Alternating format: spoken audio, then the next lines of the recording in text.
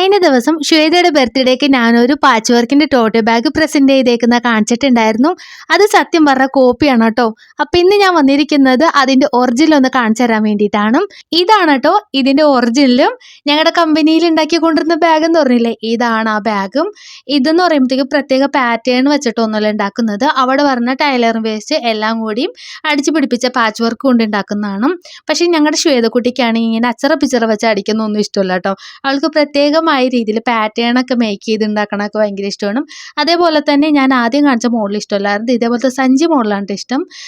ഇതിൻ്റെ അടിഭാഗം ഫ്ലാറ്റ് ഒലിക്കലും അതേപോലത്തെ ശ്വേതയ്ക്ക് ഇഷ്ടമായില്ല. ബാഗിൻ്റെ ഭംഗി പോയെന്ന് പറഞ്ഞു. അപ്പോൾ ശ്വേതയുടെ ആ ഒരു ഇഷ്ടങ്ങളെല്ലാം മനസ്സിലാക്കിയിട്ടാണ് ഞാൻ ഈ ഒരു ബാഗ് ചെയ്തതും. മെനക്കേടുള്ള പണിയാണ് കേട്ടോ. മറ്റേ നമുക്ക് അച്ചറ പിച്ചറ വെച്ച് അടിക്കുക. ഇതങ്ങനെയെല്ലാം ഓരോന്നും കൃത്യമായിട്ട് നോക്കിയും കണ്ടും വേണോട്ട് അടിക്കാനായിട്ടും. അപ്പം നിങ്ങൾക്ക് ഈ രണ്ട് ബാഗിൽ ഏതാ ഇഷ്ടമായത്? ഡ്യൂപ്ലിക്കേറ്റ് ആണോ ഒറിജിനൽ ആണോ? കമൻറ്റ് ചെയ്യുക. പിന്നെ ഇത്രയുള്ള ഇഷ്ടമായിലേക്ക് മറക്കണ്ട.